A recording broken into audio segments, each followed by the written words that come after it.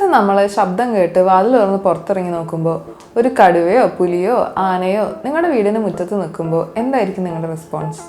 നമ്മൾ കുറച്ച് ദിവസങ്ങളായിട്ട് ടി വിയിലൊക്കെ കാണുന്ന ഒരു പ്രധാന ന്യൂസ് തന്നെയാണ് ഇത്. ഇതിന് ഹ്യൂമൻ വൈൽഡ് ലൈഫ് കോൺഫ്ലിക്റ്റ് എന്നാണ് പറയുക. എൻ്റെ പേര് ഡോക്ടർ മേഘ വിൽസൺ. ഞാനൊരു വെറ്റിനറിയനാണ്. ആനിമൽ റിലേറ്റഡ് അല്ലെങ്കിൽ വെറ്റിനറി റിലേറ്റഡ് കണ്ടന്റ് നിങ്ങൾക്ക് ഇഷ്ടമാണെങ്കിൽ do follow my channel the vet voyages.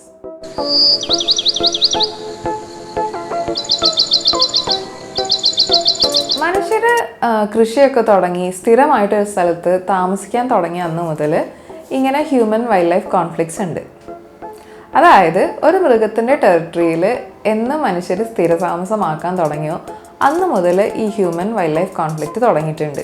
ഇന്ന് നമ്മുടെ രാജ്യത്ത് ഏകദേശം 1000-ലധികം പ്രൊട്ടക്റ്റഡ് ഏരിയാസ് ഉണ്ട്.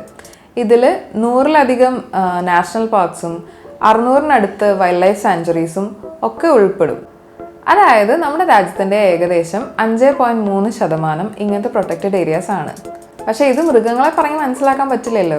അവർക്ക് ഇങ്ങനത്തെ പ്രൊട്ടക്റ്റഡ് ഏരിയ ബൗണ്ടറീസും ഇല്ല. എന്തിന് നാഷണൽ ബൗണ്ടറീസ് വരെ അവർ മൈൻഡ് ആക്കുന്നില്ല. അതുകൊണ്ട് തന്നെ ഷെഡ്യൂൾ 1 കാറ്റഗറി എന്ന് നമ്മൾ പറയണത്, അതായത് ഏറ്റവും കൂടുതൽ പരിരക്ഷ നമ്മൾ കൊടുക്കുന്ന മൃഗങ്ങൾ പോലും മിക്ക സമയങ്ങളിലും ഈ പ്രൊട്ടക്റ്റഡ് ഏരിയാസിൻ്റെ പുറത്തായിരിക്കും നമ്മൾ കാണുക. 2010 കണക്കനുസരിച്ചിട്ട് ഏകദേശം 29% കടുവകളും പുലികളും ഒക്കെ ഈ പ്രൊട്ടക്റ്റഡ് ഏരിയാസിന് പുറത്താണ് നമ്മൾ കാണുന്നത്. കാരണം ഒരു കടുവയുടെ ടെറിട്ടറി എന്ന് പറഞ്ഞാൽ ഏകദേശം 100 സ്ക്വയർ കിലോമീറ്റർ ആണ്. അതുകൊണ്ട് നമ്മൾ പ്രൊട്ടക്റ്റഡ് ഏരിയ ആയിട്ട് കൺസിഡർ ചെയ്യുന്ന സ്ഥലങ്ങൾ മൊത്തം എടുത്താൽ തന്നെ വളരെ കുറച്ച് കടുവകൾക്ക് മാത്രമാണ് അവർ ടെറിട്ടറി ഒക്കെ മെയിൻറ്റെയിൻ ചെയ്ത് ജീവിക്കാൻ പറ്റുള്ളൂ. ഇനി ആനകളെ നോക്കുകയാണെങ്കിൽ ഏകദേശം 67% ആനകളും ഈ പ്രൊട്ടക്റ്റഡ് ഏരിയൻ്റെ പുറത്തായിരിക്കും. കാരണം എന്താണെന്ന് വെച്ചാൽ 10 മുതൽ 25 കിലോമീറ്റർ നടന്ന് ഭക്ഷണം കണ്ടെത്തുന്ന ഒരു ജീവിയാണ് ആന. അതിന് ഭക്ഷണം കഴിക്കാൻ തന്നെ ഒരു ദിവസം ഏകദേശം 150 കിലോയ്ക്ക് അടുത്ത് വേണം. അതുകൊണ്ട് തന്നെ ഒരു വർഷത്തിൻ്റെ 235 മുതൽ 265 ദിവസം ആനകൾ പുറത്തായിരിക്കും. അതായത് ഒരു വർഷത്തിൽ പകുതിയിലേറെ സമയം. പുറത്തിറങ്ങുന്നത് മാത്രമല്ല ഈ ആനകളെ കൊണ്ടുള്ളൊരു പ്രശ്നം, ഇവർ വളരെ മെസ്സി ആയിട്ട് ഭക്ഷണം കഴിക്കുന്നവരാണ്. ആന കരിമ്പിൻകാട്ട് കയറിയാലുള്ള അവസ്ഥ എന്ന് നമ്മൾ പറയാറില്ലേ, അതായത് ആകെ അലങ്കോലപ്പെടുത്തി ഭക്ഷണം കഴിക്കുന്നവരാണ് ഇവർ. ഇത് കൂടാതെ മറ്റ് കാരണങ്ങളുമുണ്ട്. വനനശീകരണം, അവരുടെ ആവാസ വ്യവസ്ഥയെ നമ്മളെ ഇട്ട് നശിപ്പിക്കുന്നത്, അല്ലെങ്കിൽ അവരുടെ ആവാസ വ്യവസ്ഥയിലേക്ക് അതിക്രമിച്ച് കയറി അതിനൊരു ഡിസ്റ്റർബൻസ് വരുത്തുന്നത്, വരൾച്ച, ഇതൊക്കെ വളരെ കോമൺ ആയിട്ട് നമുക്കറിയാവുന്ന കാരണങ്ങളാണ്. ഇതുകൂടാതെ വേട്ടയാടപ്പെടുന്ന ജീവികൾ, അതായത് ഇരകൾ കുറയുന്നതും ഇതിനൊരു കാരണമാണ്. അതായത് ഇരകൾ മിക്കപ്പോഴും സസ്യബുക്കുകളായിരിക്കും. അപ്പോൾ ഇവർക്കുള്ള ഭക്ഷണം ഈ കാടോട് ചേർന്നിട്ടുള്ള നാട്ടുപ്രദേശത്ത് കൂടുതലായിരിക്കും കിട്ടുന്നുണ്ടാവുക. അതുകൊണ്ട് തന്നെ ഇവർ മെല്ലെ കാടിറങ്ങുമ്പോൾ ഇവരോട് കൂടെ ഇവരെ ഭക്ഷിക്കുന്നവരും കാടിറങ്ങുന്നു. മൃഗങ്ങളുടെ എണ്ണം കൂടുന്നതും ഇതിനൊരു പ്രധാന കാരണമാണ്. ഇതിനുള്ള ഏറ്റവും വലിയ ഉദാഹരണമാണ് മയിലുകൾ, കുരങ്ങുകൾ, കാട്ടുപന്നികൾ. ഇതിൽ കുരങ്ങിൻ്റെ കാര്യം പറയുകയാണെങ്കിൽ ഏകദേശം 10 മുതൽ 14 മണിക്കൂർ വരെ ഇവർ ഭക്ഷണത്തിനായിട്ട് അലങ്ങി കണ്ടുപിടിച്ചിട്ടാണ് ഭക്ഷണം കഴിക്കാറ് സാധാരണ. പക്ഷേ ഹ്യൂമൻ സെറ്റിൽമെൻറ്റ്സിൻ്റെ അടുത്തേക്ക് വരുമ്പോൾ, അതായത് മനുഷ്യവാസമുള്ള സ്ഥലങ്ങളിലേക്ക് വരുമ്പോൾ ഒരു കൗതുകത്തിന് വേണ്ടി നമ്മൾ കൊടുക്കുന്ന ഭക്ഷണം അവർക്ക് ഈസി ഫുഡാണ്. അതായത് അവരധികം അലയാതെ തിരയാതെ കിട്ടുന്ന ഭക്ഷണമാണ്. അതുകൊണ്ട് തന്നെ ഒരു പരിധി കഴിഞ്ഞിട്ടുണ്ടെങ്കിൽ അവരത് പിടിച്ചു വാങ്ങാനും തുടങ്ങും. നമ്മൾ പലപ്പോഴും പോകുന്ന ടൂറിസ്റ്റ് സ്ഥലങ്ങളിലൊക്കെ ഈ കുരങ്ങന്മാർ നമ്മുടെ കയ്യിൽ നിന്ന് ഓരോന്ന് വാങ്ങിച്ചു കൊണ്ടുവരണം നമ്മൾ കാണാറുള്ളതാണ്. ഇനി കാട്ടുപന്നികളുടെ കാര്യമാണെങ്കിൽ അവരുടെ ഇഷ്ടഭക്ഷണങ്ങളാണ് നമ്മൾ പലപ്പോഴും കൃഷി ചെയ്തുണ്ടാക്കുന്നത്. അപ്പോൾ അതും അവർക്കൊരു ഈസി ഫുഡ് ആവുന്നതോട് കൂടിയിട്ട് അവർ മനുഷ്യവാസമുള്ള സ്ഥലങ്ങളിൽ കഴിയാൻ കൂടുതൽ പ്രിഫർ ചെയ്യുന്നു. അതുപോലെ തന്നെയാണ് പ്രായമായ മൃഗങ്ങൾ അവർക്ക് പെട്ടെന്ന് ഭക്ഷണം അധികം അലയാണ്ട് കിട്ടുന്നു എന്നുള്ള കാരണത്താൽ കാട് വിട്ട് നാട്ടിലേക്ക് വരുന്നത്. ഇത് കൂടാതെ നമുക്ക് ക്വാണ്ടിഫൈ ചെയ്യാൻ പറ്റാത്ത ഒരുപാട് പ്രശ്നങ്ങളും മൃഗങ്ങൾ കാരണം നമുക്ക് ഉണ്ടാവുന്നുണ്ട്. അതായത് ഗംഗാ നദിയിലുള്ള ഡോൾഫിനുകളെ ഒരു പ്രൊട്ടക്റ്റഡ് സ്പീഷീസ് ആയിട്ടാണ് നമ്മൾ കൺസിഡർ ചെയ്യുന്നത്. മീൻ പിടിക്കാൻ വേണ്ടിയിട്ട് ഈ നദിയിലേക്ക് പോകുന്നവരുടെ വലയിൽ പെടുന്ന മീനുകളെ ഈ ഡോൾഫിൻ പിടിക്കുമ്പോൾ ആ വല മൊത്തമായി കീറി അതിൻ്റെ ഉള്ളിലുള്ള മീനുകൾ എല്ലാം തന്നെ തിരിച്ച് നദിയിലേക്ക് പോവുകയും ചെയ്യും. അത് ഒരുപാട് നഷ്ടം ഉണ്ടാക്കുന്നുമുണ്ട്. സോ കാര്യകാരണങ്ങളായ സ്ഥിതിക്ക് ഇതിനുള്ള സൊല്യൂഷൻസും നമ്മൾ ആലോചിക്കേണ്ടതുണ്ടല്ലോ. ആദ്യമായിട്ട് കാട്ടിലേക്കുള്ള കടന്നുകയറ്റം കുറയ്ക്കുക എന്നുള്ളതാണ്. ഇതിനു വേണ്ടിയിട്ട് നമുക്ക് വിറക് പറക്കാനൊക്കെ ആയിട്ട് കാട്ടിലേക്ക് പോകുന്നവരുടെ എണ്ണം കുറയ്ക്കാൻ വേണ്ടിയിട്ട് ഗ്യാസ് കണക്ഷൻ പ്രൊവൈഡ് ചെയ്തിട്ടുള്ള ഒരു ഉദാഹരണം ഇന്ത്യയിൽ തന്നെയുണ്ട്. കർണാടകയിലെ കാവേരി മഹാദേശ്വര വൈൽഡ് ലൈഫ് സാങ്ച്വറിയിലാണിത്. ഏകദേശം 77% ആൾക്കാരും ഈ വിറക് പെറുക്കുന്നതിന് വേണ്ടിയിട്ട് കാട്ടിലേക്ക് പോകുന്നത് അവർക്ക് ഗ്യാസ് കണക്ഷൻ കിട്ടിയതോടുകൂടി അവസാനിപ്പിച്ചു. വരൾച്ച നേരിടാനുള്ള മുൻകരുതലുകൾ എടുക്കുന്നതും ഒരു നല്ല പ്രവണതയാണ്. മാത്രമല്ല, ഈ കാടിന് ചുറ്റും വസിക്കുന്നവരുടെ അവയർനെസ്സും വളരെ വളരെ പ്രധാനമാണ്.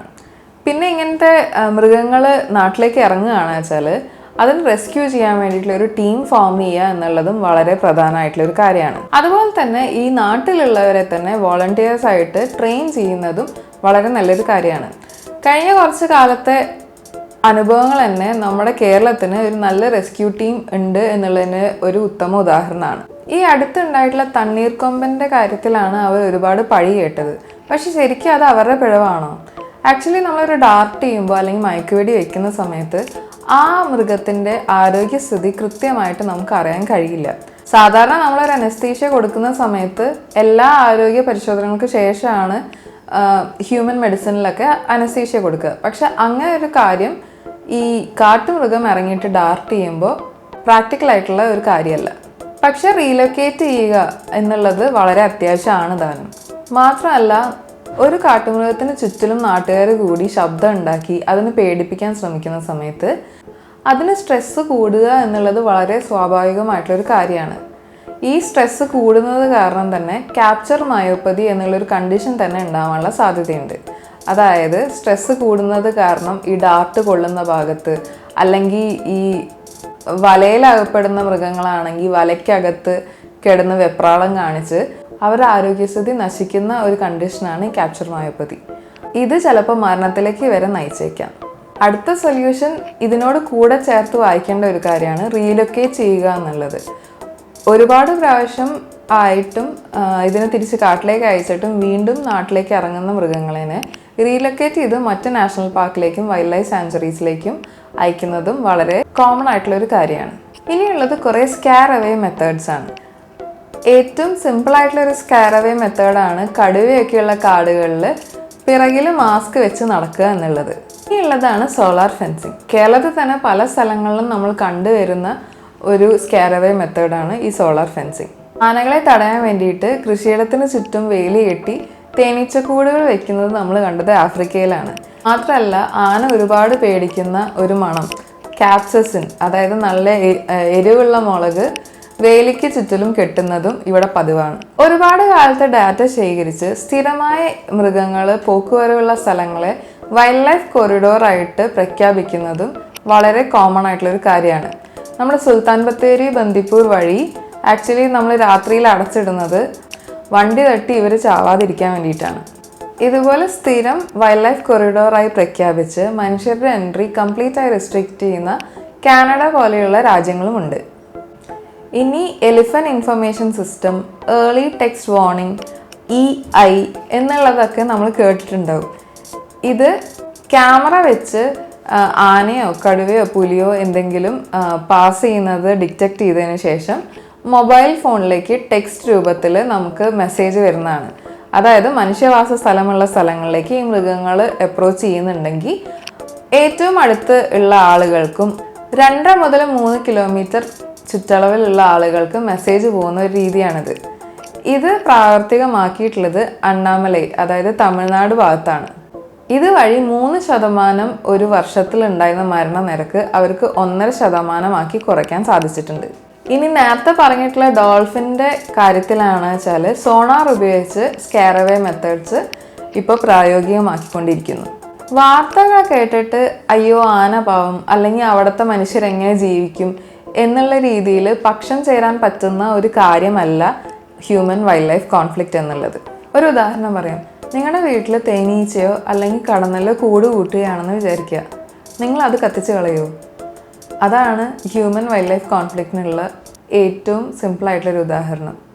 നിങ്ങൾക്ക് കൂടുതൽ സംശയങ്ങൾ എന്തെങ്കിലും ഈ വിഷയത്തിലുണ്ടെന്ന് വെച്ചാൽ എന്തായാലും കമൻറ്റ് ചെയ്ത് ചോദിക്കുക. നിങ്ങൾക്ക് ഈ വീഡിയോ ഇഷ്ടപ്പെട്ടു എന്ന് വിചാരിക്കുന്നു. Thanks for watching.